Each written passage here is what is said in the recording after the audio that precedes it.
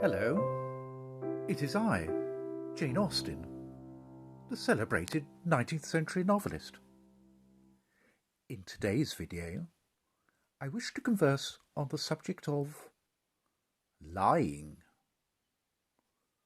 What is that, dear viewer? You do not think that lying is a suitable subject for conversation? Well, think on this, amigo. You see, it is most important in society to recognize when one is being lied to. For example, a scoundrel may lie to a lady about his intention to marry her, so that he might indulge in amorous relations with the maiden, and then go back on his word. I haven't forgotten, Mr. Bigwither. For today's conversation, I am indebted to the garden designer and part-time pigeon fancier, Mr. Charles Darwin. Mr. Darwin recently delivered an excellent and informative lecture to his evening class on how to tell truth-telling from falsehood, which I would like to recommend to you. I am fortunate to possess a video recording of said lecture, which I shall broadcast to you now. I just need to press the...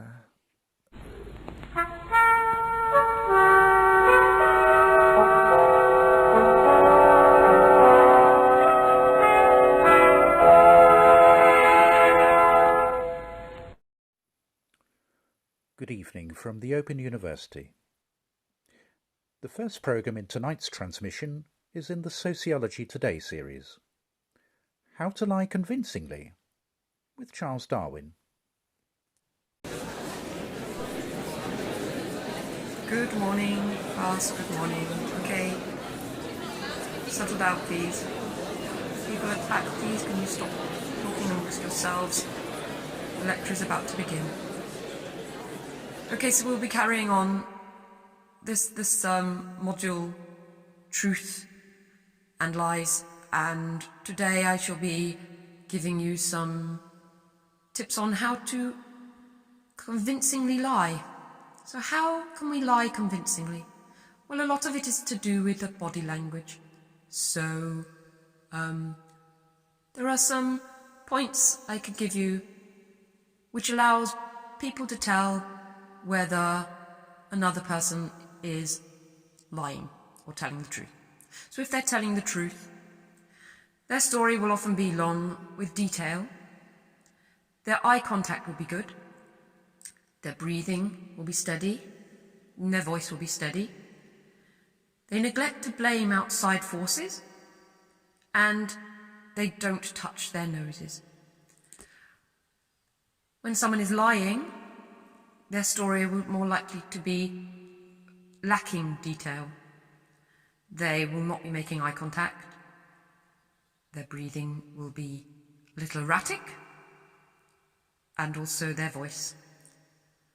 And they will tend to blame outside forces, and there'll be a lot of face touching. Okay, class, what I'm going to do is I'm going to deliver two pieces of information. One is true, and one is false. And I want you to tell me which one is true and which one is false. Okay?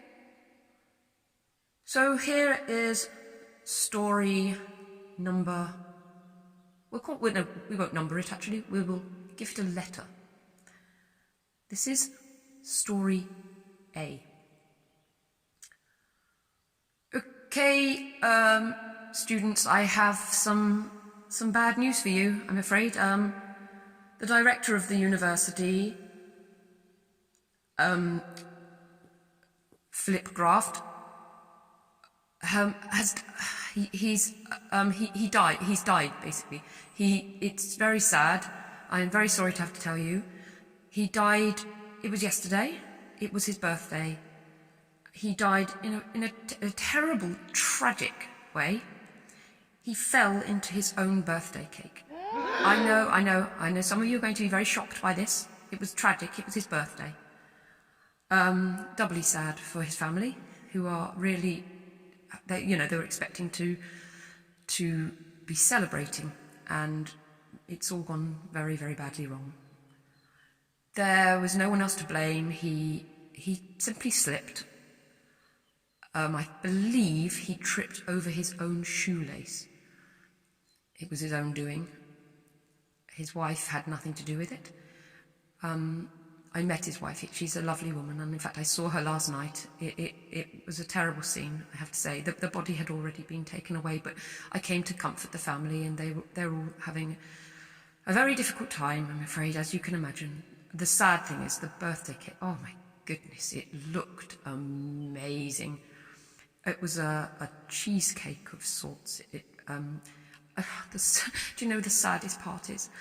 You could still see the imprint of his face in it, which actually, I think they're going to make a mould of his face from the cake, which is quite a lovely thing actually to come out of it.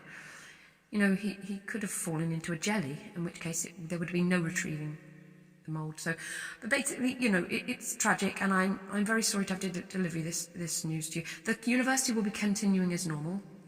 I think lessons will carry on. We're going to obviously have the vice principal will be standing in his place, and for now, and then we'll be filling the post, but it should not affect your studies. Okay, thank you, class. Now, story B. Class, I have some very bad news for you. Excuse me a minute, just got to scratch my nose. What was I saying? I can't remember what I was saying. Yes, as of next year, September 1868, there'll be... Oh, what was that? Sorry. Oh, sorry. Women will be allowed into the university. It's nothing to do with me. It was somebody else decided, somebody not even belonging to this university. These things. This is the government. Nothing to do with me. Nothing to do with the university. I'm afraid. Was that your shoe? What's that? Sorry. What was I saying? Oh, yes, the university. Yeah, women will be allowed into the university next September. I'm so sorry. I'm feeling a bit faint.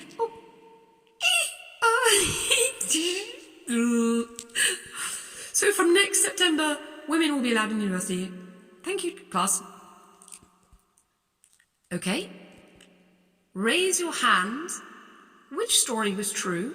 Please raise your hands if you think story A was true. Okay. Now raise your hands if you think that story B was true. Gotcha! So all of you thought, in fact all of you but three, sorry, fair enough, you three at the front, all of you thought that story A was true, that the principal of the university had died by falling into his birthday cake, and that was because of the body language.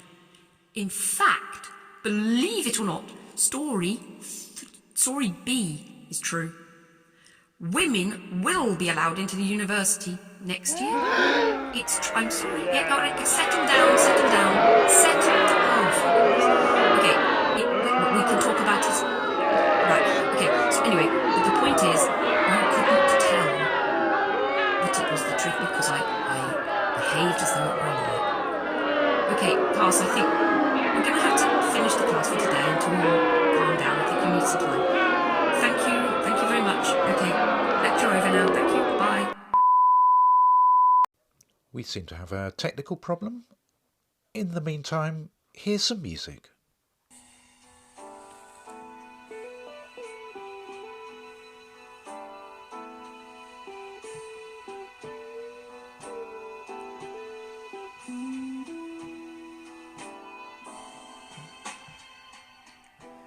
Now you say you're lonely. You cry the whole night through. Well, you can cry me a river. Cry me a river. I cried a river over you. Now you say you're sorry for being so untrue. Well, you can cry me a river. Cry me a river. I cried a river over you. You drove me, nearly drove me out of my head, while you never shed a tear.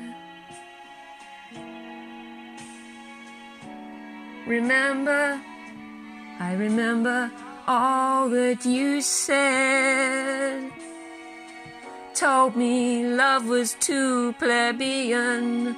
Told me you were through with me. And now you say you love me. Just to prove you do. Come on and cry me a river. Cry me a river.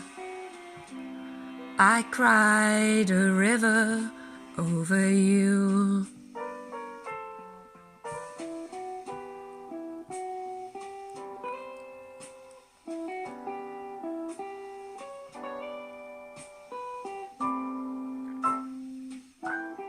This one's for you, Jane Austen. I know you've had your heart broken once or twice.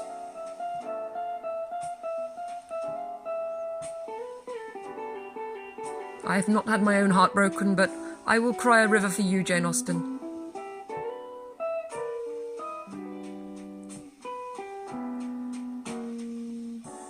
You drove me, nearly drove me out of my head, while you never shed a tear.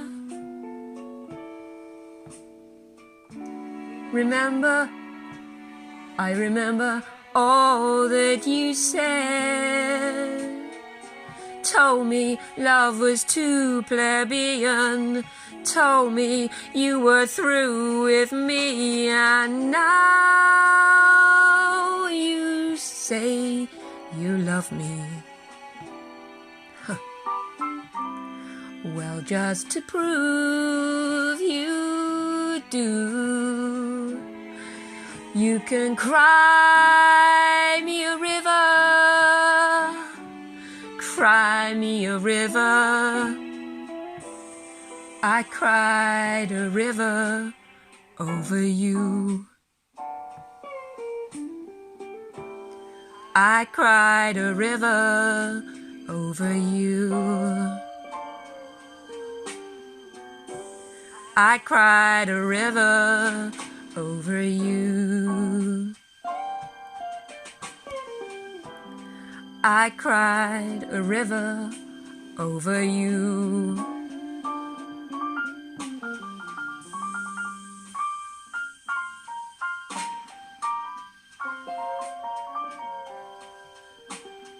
Thank you, class. Thank you. I hope you enjoyed it. I shall see you next week at the same time. Go safely. Bye. Thank you, Mr. Darwin. I don't know whether to laugh or cry. Join Mr. Darwin and me for more conversations. But until then, goodbye.